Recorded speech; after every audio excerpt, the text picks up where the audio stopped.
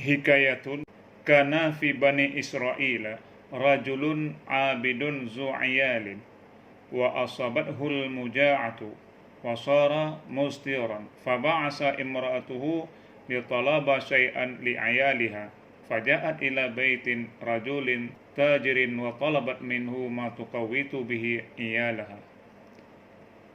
Hikayatun, ini suatu kisah. Kana fi bani Israila, adalah pada zaman Bani Israel. Rajulun abidun zu'iyalin, itu ada seorang laki-laki yang abid, lagi yang mempunyai keluarga. Abid, laki-laki yang tekun ibadah, yang kuat ibadah. Dia juga mempunyai keluarga, punya istri dan punya anak. Wa asabathul muja'atu, dan ditimpa akannya laki-laki oleh kelaparan. Ternyata laki-laki abid ditimpa kelaparan, akhirnya rumah tangga tidak ada lagi makanan. Wasara mustir, dan jadi ia laki-laki sangat mendesak karena makanan tidak ada lagi di rumah. Faba'asa imra'atahu, kemudian si abid tersebut mengutuslah si istrinya li talaba syai'an li ayaliha, untuk mencari si istri akan sesuatu bagi keluarganya. Jadi bahasanya disuruhlah istri untuk mencari sesuatu, mencari makanan agar bisa menghidupi keluarganya. Faja'at ila baitin rajulin tajirin, maka datang ia perempuan ke rumah seorang laki-laki saudagar atau pedagang. Wa talabat minhu ma tuqawitu bihi ayalaha, dan menuntut ia si perempuan daripadanya, si laki-laki tajir, si laki-laki yang saudagar itu, akan barang yang mengenyangkan dengannya barang akan keluarganya si perempuan, agar sudi kiranya memberikan sesuatu makanan, tukau itu makanan pokok, agar bisa menghidupkan keluarganya, sudah kelaparan beberapa hari. Faqala rajulu, maka berkatalah si laki-laki, "Na'am, boleh, enggak apa-apa. Walakinna makinni, tetapi bolehkah engkau melayani akan daku min nafsiki, daripada diri engkau? Baiklah, saya akan memberikan, asal engkau mau melayani aku, mau aku sentuh." Begitu kata laki-laki tajir, si laki-laki saudagar itu. Fasakatatil mar'atu, maka diamlah si perempuan itu. Wa'adat ila baitiha, dan kembali ia perempuan ke rumahnya si perempuan. Pulang si perempuan, tidak mau untuk melayani si laki-laki tajir, tidak mau disentuh. Fa nadarat ila ayaliha, maka melihat ia perempuan kepada keluarganya.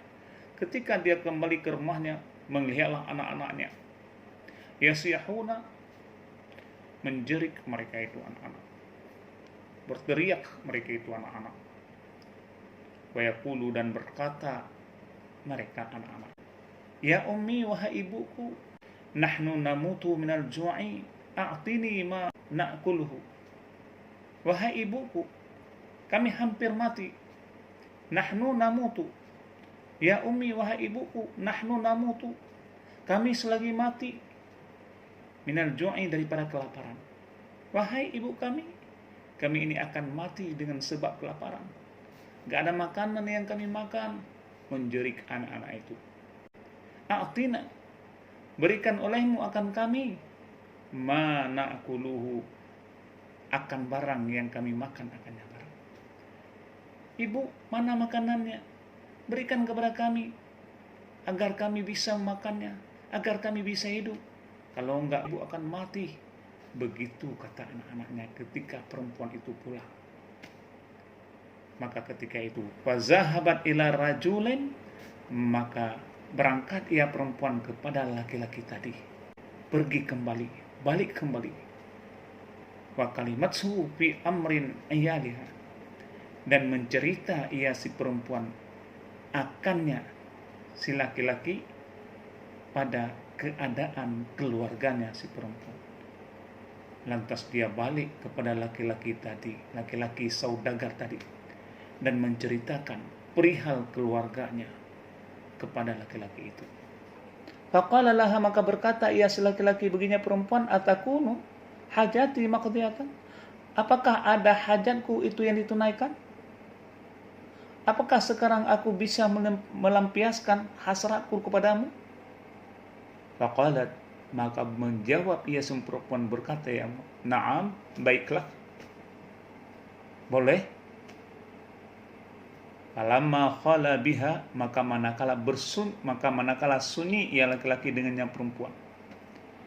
Ketika sudah berduaan di tempat yang sunyi, irta'adat mafasiluha hatta kadat a'dha'uha tazulu an mawadhi'iha. Gementarlah persendian-persendiannya si perempuan, sehingga hampirlah anggota-anggotanya si perempuan itu jatuh daripada tempatnya anggota. Ternyata gementar si perempuan itu. Karena yang memang belum pernah dia berduaan dengan laki-laki lain, hanya dengan suaminya. Tapi hari ini dia sudah berduaan dengan laki-laki lain, maka gementar urat-uratnya, gementar persendiannya, otot-ototnya, seolah-olah telah jatuh daripada tempat persendiannya. Begitu gementarnya si perempuan. Faqala laha malaki, maka berkata ia laki-laki baginya perempuan, malaki, apa yang terjadi kepadamu? Faqalat, maka menjawab ia perempuan, inni akhafullah, sesungguhnya aku takut kepada Allah. Aku takut kepada Allah, bukan takut kepada kamu, tapi aku takut kepada Allah, sehingga persendianku seolah-olah pecah. Persendianku seolah-olah hampir jatuh daripada tempatnya karena merasa takut kepada Allah. Faqala rajulu, maka berkatalah laki-laki, innaki tukhafina Allah ta'ala ma'a ma biki minal fuqara, bahwa sungguh engkau takut kepada Allah padahal engkau miskin. Engkau takut kepada Allah sedangkan engkau miskin. Fa ana ahaqqun bil khaufi minki, maka sungguh aku lebih berhak takut kepadanya, kepada Allah, minki, daripada engkau, dibandingkan engkau. Kalau engkau takut kepada Allah dikarenakan kemiskinan, maka aku lebih berhak takut kepada Allah lantaran aku seorang yang kaya, lantaran aku saudagar. Wamtana anha, dan mencegah ia si saudagar daripadanya si perempuan. Saudagar itu pun mengurungkan niatnya untuk menyentuh si perempuan. Wa qadha hajatuha, dan menunailah segala keperluannya perempuan. Wan sarafat bi ni'matin kasirin ila auladiha, dan pulang ia si perempuan dengan membawa nikmat yang besar ila auladiha, kepada anak-anaknya si perempuan. Pulanglah si perempuan, tidak jadi disentuh oleh saudagar, karena saudagar itu sadar perempuan yang miskin takut kepada Allah Ta'ala, maka aku lebih takut daripadanya. Fafarahu, maka ketika anak-anak melihat apa yang dibawa oleh ibundanya dengan barang yang banyak, dengan hajat yang sangat banyak, fafarahu, maka senang mereka itu anak-anak. Fa'ahallahu ila Musa alaihissalam an kulli fulanin bin fulanin, maka mewahyu oleh Allah kepada Nabi Musa alaihissalam, karena ini kejadian di zaman Nabi Musa di kalangan Bani Israel, an kulli fulanin bin fulanin, apa yang diwahyukan Allah, bahwa engkau kata hai Musa bagi si fulan bin si fulin, laki-laki tadi, saudagar tadi, inni qad ghafartu dzunubah, bahwa sungguh aku, kata Allah, sungguh telah aku ampuni akan dosa-dosanya si laki-laki itu. Faja'a Musa alaihissalam Maka berangkatlah Nabi Musa alaihissalam kepada si laki-laki tadi. Faqala, maka berkata ia Nabi Musa, la'allaka qad fa'alta khairan bainaka wa bainallah. Mudah-mudahan engkau telah melakukan suatu kebajikan antara engkau dengan Allah. Karena Nabi Musa belum mengetahui apa yang telah diperbuat oleh si laki-laki tadi, sehingga Allah telah mengampuni dosanya. Sehingga Nabi Musa berucap, mudah-mudahan engkau telah memperbuat suatu kebajikan yang luar biasa di antara engkau dan di antara Allah. Nabi Musa belum mengetahui amalan apa yang dikerjakan oleh si laki-laki tersebut sehingga Allah mengampuni dosa-dosanya. Fazakara kisata alaihi, maka laki-laki tersebut menceritakan kisahnya kepada Nabi Musa. Faqala, maka berkata Nabi Musa, innallaha ta'ala qad ghafara laka ma kana min dzunubika. Sesungguhnya Allah Ta'ala sungguh telah mengampuni bagi engkau ma kana min dzunubika, akan barang yang ada ia daripada dosa-dosa engkau. Maka Allah berpesan kepadaku, semua dosa-dosa engkau telah diampunkan oleh Allah. Kadza fi Majmal Lataif. Ini kisah disebutkan di dalam kitab Majmal Lataif. Jadi kisah ini terjadi di zaman dahulu, di zaman Nabi Musa dan di kalangan Bani Israel. Ketika itu ada seorang laki-laki dari kalangan Bani Israel yang mempunyai banyak anak. Kemudian suatu hari mereka ditimpa kelaparan dan sangat terdesak kebutuhan hidupnya. Sudah beberapa hari mereka tidak ada makanannya. Maka si laki-laki yang tadi, yang abid, memerintahkan istrinya untuk mencari sesuatu makanan untuk anak-anaknya. Lalu istri mendatangi rumah seorang laki-laki yang berprofesi sebagai pedagang ataupun saudagar. Perempuan itu meminta sesuatu yang bisa dimakan kepadanya dan kepada keluarganya. Saudagar itu menjawab, berkata, baiklah, saya akan memberikan, akan memenuhi permintaanmu berupa makanan dan juga yang lain-lain yang kira-kira dibutuhkan, asalkan engkau mau kusentuh, asalkan engkau mau melayaniku. Maka perempuan itu terdiam. Lalu ia kembali ke rumahnya, tidak mau melayani si saudagar tadi, tidak mau disentuh. Lantas kembalilah ke rumahnya.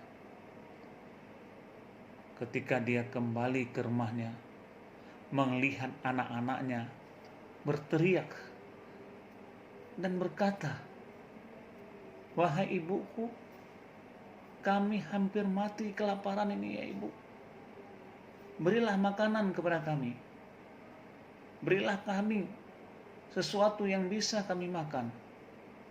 Betapa sedihnya seorang ibu ketika jeritan anak meminta makanan. Maka ketika perempuan tadi melihat hal itu,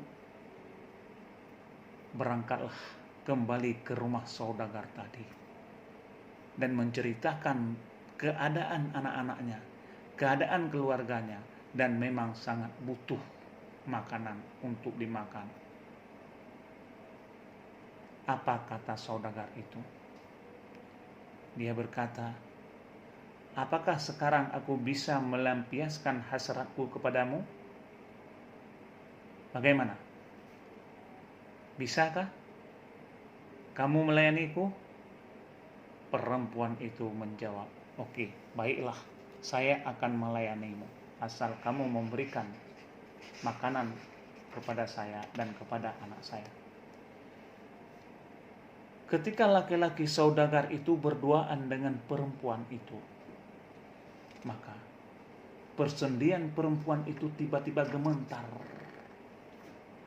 Anggota tubuhnya gemetar, hampir lepas dari badannya, hampir lepas daripada badannya. dilihatlah oleh saudagar tadi karena gemetar. Ya memang perempuan itu tidak pernah berduaan dengan laki-laki lain, hanya dengan suami. Tapi ini sudah berduaan dengan laki-laki lain, maka gemetar tubuhnya si perempuan. Persendian-persendiannya seolah-olah hampir jatuh, hampir hilang. Maka saudagar itu berkata kepada perempuan tersebut, "Apa yang terjadi padamu? Kok sampai kamu gemetar?" Perempuan itu menjawab, "Wahai saudagar, sesungguhnya aku takut kepada Allah, bukan takut kepadamu." Lantas saudagar itu pun berkata, "Engkau takut kepada Allah padahal engkau miskin. Maka sungguh aku lebih berhak takut kepadanya Allah dibandingkan engkau." Begitu kata saudagar itu.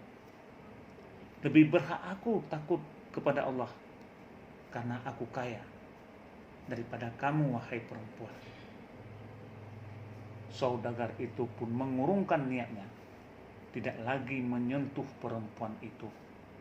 Kemudian juga memberikan permintaan perempuan itu berupa makanan dan hajat, dan berupa makanan dan keperluan-keperluan lainnya. Maka perempuan itu pulang dengan membawa banyak nikmat, banyak makanan dan keperluan-keperluan lain untuk anak-anaknya. Ketika sampai di rumah, anak-anak pun senang dibuatnya. Ketika sampai di rumah, anak-anak pun merasa senang dibuatnya karena sudah dibawa pulang makanan oleh ibunya. Kemudian Allah Subhanahu wa taala mewahyukan kepada Nabi Musa, karena memang kisah ini terjadi pada Nabi Musa dan juga di kalangan Bani Israel, maka Allah mewahyukan kepada Nabi Musa, "Wahai Musa, katakanlah kepada laki-laki saudagar itu tadi, sungguhnya aku telah mengampuni dosa-dosanya." Maka Nabi Musa pun mendatangi laki-laki itu dan berkata Nabi Musa, "Wahai saudagar, barangkali engkau telah melakukan suatu kebaikan antara engkau dengan Allah, sedangkan aku belum mengetahuinya." Laki-laki itu pun bercerita kisah itu. Terharu Nabi Musa bukan mainnya, sehingga Nabi Musa berkata, "Wahai laki-laki saudagar, sesungguhnya Allah benar-benar telah mengampuni dosa-dosamu.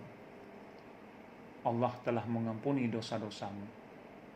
Kisah ini disebutkan di dalam kitab Majmu' al-Lataif.